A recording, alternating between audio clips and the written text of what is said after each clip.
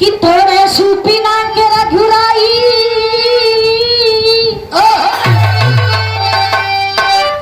अरे हर सिद्धि माला सिया पहनाई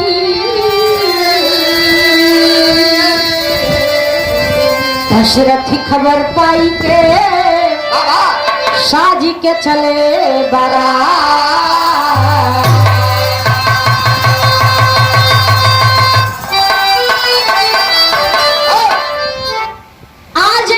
सुरेंद्र भैया अपने बिटिया के आज विवाह का दिन तारीख पक्की कैलन।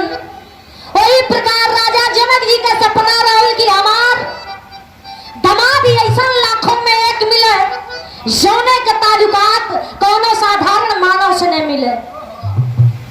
सुंदर व्यवस्था, सुंदर खान पान हमारे सुरेंद्र भैया का आप लोग देखें। उसी प्रकार राजा जनक जी आए हुए सभी महारथियों का स्वागत सम्मान कर रहे थे, लेकिन उनका शर्त रहल कि हमारे बिटिया के शादी हुई लड़का के हुई जो लड़का शिवपिनाक के 3 टुकड़ा में करी। बड़े बड़े योद्धन के एकदम पांव डगमगाई जाओ और धनुष बाढ़ लगे जैते। कहना है का सीता को ब्याहे राम सेहरा बढ़ाए। देखे कभी जी जोड़ी मिलाते हैं, फिर के विधान जोड़ी मिलो। सीता को ब्याहे राम सेहरा बधाए, लक्ष्मण संग उर्मिला की जोड़ी सुहाए। सुकृति भरत संग, सुकृति भरत संग ना बिठाए, शत्रुघ्न मांडवी संग रावण घुमाए। हे भैया साथ थे राजा जनक जी बिटिया धर्मचा के सोझा कैलन। अच्छा थे राजा दशरथ जी बेटवा लेके आये हवा, लेकिन उस समय के दृश्य बताई गई का एक लाइन गीत मिलल।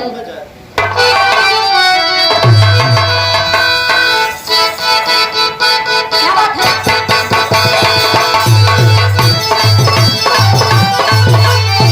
बहुत अच्छा।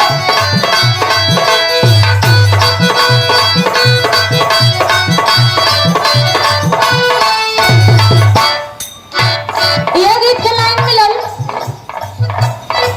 के गोरे गोरे गाल गोलिया के गोरे गोरे गाल बिहार में बवाल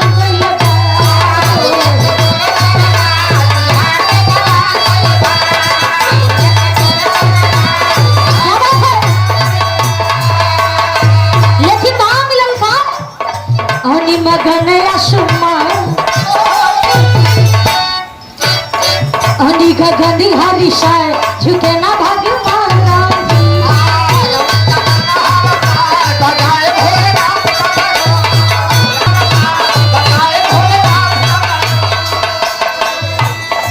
लेकिन और का बताओगे? अरे देता रहे फूल बरसाए, अरे देता रहे फूल बरसाए बजाए भोलेनाथ।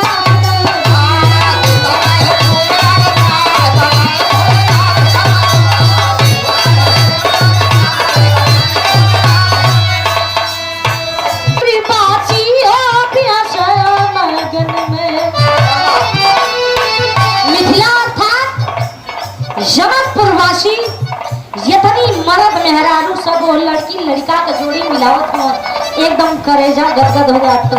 एलियट कहना है का अरे मिथिलापुरवासी हो बिहसा मगन हो।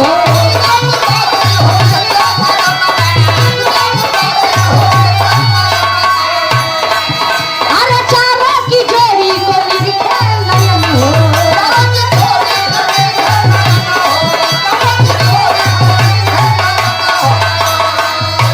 सबही का जिया हरीशाय, अरे सबही का जिया लाजुराय बजाए भोलेनाथ दपनी।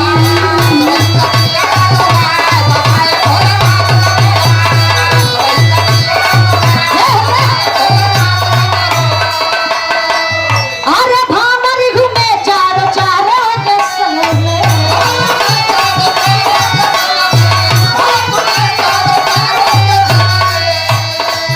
अरे सखिया सहेली सब बिहसली मन में।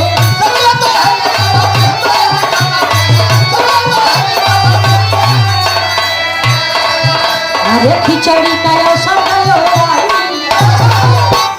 खिचड़ी का